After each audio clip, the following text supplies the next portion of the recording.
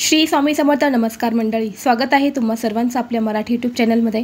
स्वामी महाराजांच्या कृपेने तुमच्या सर्व चांगल्या इच्छा पूर्ण हो हीच स्वामींच्या चरणी प्रार्थना करते आणि आज या नवीन व्हिडिओला सुरुवात करते. उद्या आहे 23 मे वार गुरुवार आणि उद्या आलेले आहेत वैशाख महिन्यातील बुद्ध पौर्णिमा. वैशाख महिन्याच्या पौर्णिमेच्या दिवशी गौतम बुद्धांचा जन्म झाला आणि म्हणूनच या पौर्णिमेला बुद्ध पौर्णिमा असं म्हटलं जातं. त्याचबरोबर या पौर्णिमेला वैशाख पौर्णिमा आणि पिंपळ पौर्णिमा या नावाने सुद्धा ओळखली जाते. गौतम बुद्ध यांना भगवान श्रीहरी विष्णूंचा 9वा अवतार मानला जातो. यामुळे या दिवशी भगवान श्रीहरी विष्णूंची पूजा देखील केली जाते. त्याचबरोबर पौर्णिमा तिथी ही माता लक्ष्मीला समर्पित आहे. या दिवशी माता लक्ष्मी, चंद्रदेव आणि भगवान श्रीहरी विष्णू यांची आपल्याला पूजा करायची आहे. पौर्णिमेच्या दिवशी स्नान आणि दान या 2 गोष्टींना विशेष महत्त्व दिलं जातं आणि म्हणूनच या दिवशी अनेक जण पवित्र गंगेवरती जाऊन स्नान करत असतात. जर आपण अमावस्या आणि पौर्णिमा या 2 तिथींना जर पवित्र गंगेवरती जाऊन स्नान केलं तर आपल्या हातून झालेली वाईट कर्म, पाप, आपल्याला कुणी काही दोष लावले असेल ते दोष, त्याचबरोबर कुंडलीमध्ये राहू केतू शनीचा वाईट प्रभाव असेल तर तो संपूर्णपणे नष्ट होतो. यामुळे अनेक जण अमावस्या पौर्णिमेला पवित्र गंगेमध्ये जाऊन स्नान करत असतात. परंतु आता सर्वांनाच पवित्र गंगेमध्ये जाऊन स्नान करणं शक्य होत नाही. यामुळे आपण घरच्या घरी काही वस्तू जर आंघोळीच्या पाण्यात टाकल्या तर नक्कीच आपल्याला पवित्र गंगेवरती स्नान केलं इतकं पुण्य मिळत असतं. त्याचबरोबर या दिवशी स्नान करून जर आपण एखादी वस्तू दान केली तर संपूर्ण पौर्णिमेचं फळ आपल्याला मिळत असतं. सर्व देवतांचा आशीर्वाद देखील आपल्याला प्राप्त होतो आणि आपल्या जीवनातील सर्व अडथळे देखील दूर होतात. आता ज्यांना शक्य आहे त्यांनी आवर्जून तुमच्या आसपास कुठे जर एखादी पवित्र नदी असेल, गंगा असेल तर तिथे जाऊन तुम्ही स्नान करू शकता.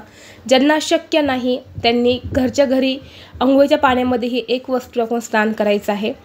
जेणेकरून बघा नकारात्मक शक्ती, पितृदोष, कर्णीबाधा, शत्रुत्रास हा नष्ट होऊन 7 पिढ्यांचं दारिद्र्य तुमचं संपेल आणि मनातील प्रत्येक इच्छा ही पूर्ण होईल. असा हा उपाय आज मी तुम्हाला या व्हिडिओमध्ये सांगणार आहे. त्यामुळे तुम्ही व्हिडिओ शेवटपर्यंत पाहत राहा. चॅनलवरती नवीन असाल तर सबस्क्राईब करा आणि व्हिडिओ महत्त्वपूर्ण वाटला तर आपल्या मित्रपरिवारासोबत शेअर करा. आता मी तुम्हाला जो उपाय सांगणार आहे हा उपाय घरातल्या स्त्रिया, पुरुष, मुलं या सर्वांनी करायचा आहे. जेव्हा आपण सकाळी उठतो, जेव्हा अंघोळ करतो त्याचवेळी तुम्हाला हा उपाय जो आहे तर तो करायचा आहे. तर पहा, प्रत्येकाच्या मनामध्ये काहीतरी इच्छा ही असतेच. अगदी माझ्यापासून ते तुमच्यापर्यंत आपल्या सर्वांच्याच मनामध्ये इच्छा या असतातच आणि या इच्छा पूर्ण करण्यासाठीच आपण आपल्या आयुष्यामध्ये तडजोड मेहनत करत असतो. परंतु कधी कधी बघा आपण भरपूर प्रयत्नही करतो, कष्टही करतो, मेहनतही करतो, परंतु आपल्या कष्टाला यश मिळत नाही. आपल्या मेहनतीचं फळ आपल्याला प्राप्त होत नाही. यामुळे आपल्या इच्छा या अपूर्णच राहतात. तर बघा असं का होतं, जर आपल्या कुंडलीमधले ग्रह हे कमकुवत असेल, त्याचबरोबर जर आपल्याला एखादी नजरदोष लागली असेल, कुणी काही बाधा आपल्यावरती केलेली असेल किंवा बऱ्याच वेळा आपण अशा ठिकाणी जातो की तिथली जागाही चांगली नसते, आपल्याला माहीत नसतं आणि तिथं गेल्यानंतर सुद्धा तिथले दोष, नकारात्मकता जी आहे तर ती आपल्यामध्ये येत असते आणि यामुळे आपल्याला प्रत्येक कामामध्ये अपयश हे येत असतं आणि म्हणूनच आपली महत्त्वाची कामं पूर्ण होत नाही. आपल्या मेहनतीचं आपल्याला योग्य फळ मिळत नाही. त्याचबरोबर आलेला पैसा आपल्याकडे स्थिर राहत नाही. शत्रूचा वारंवार आपल्याला त्रास होत असतो.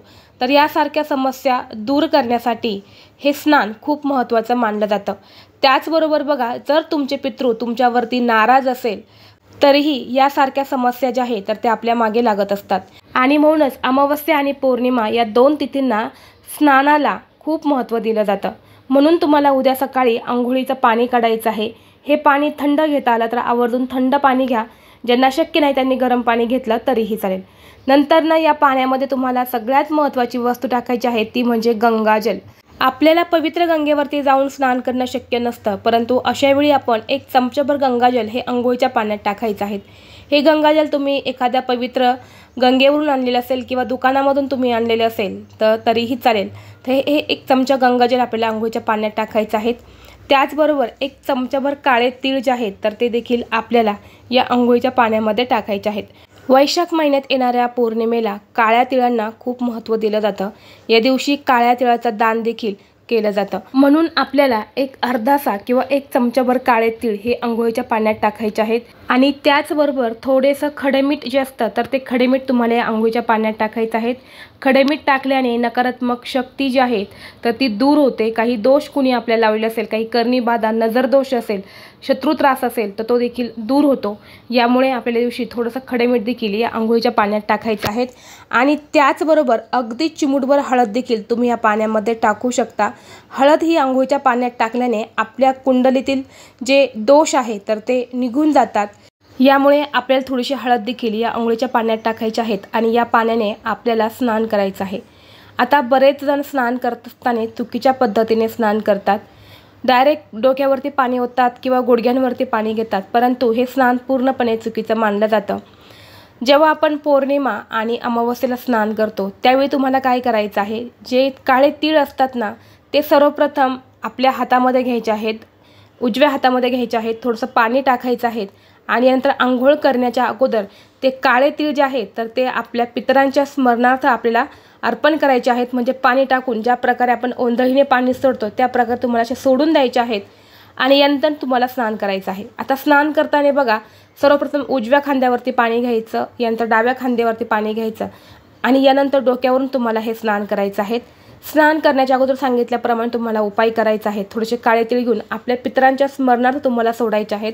यामुळे आपले पितृ जे आहेत ना ते आपल्यावरती प्रसन्न होतात, त्यांचे आशीर्वाद आपल्याला प्राप्त होतात आणि यामुळे आपल्याला प्रत्येक कामात यश मिळतं, आपली अगदी भरभरून प्रगती होते। बघा, ज्या घरामध्ये पितृदोष असेल तर त्या घरामध्ये कधीही कोणती गोष्ट चांगली होत नाही। यामुळे प्रत्येक अमावस्या आणि पौर्णिमेला आपण असं स्नान करायला हवं, जेणेकरून पितृ आपल्यावरती प्रसन्न होतील। आणि हे स्नान करत असताना तुम्हाला ओम नमो भगवते वासुदेवाय नमः किंवा हर हर गंगे या मंत्राचा जप करत तुम्हाला हे स्नान करायचं आहे। जर तुम्हाला हा व्हिडिओ आवडला तर लाईक करा, चॅनलवरती नवीन असाल तर सबस्क्राईब करा आणि हा व्हिडिओ आपल्या मित्रपरिवारासोबत शेअर करा।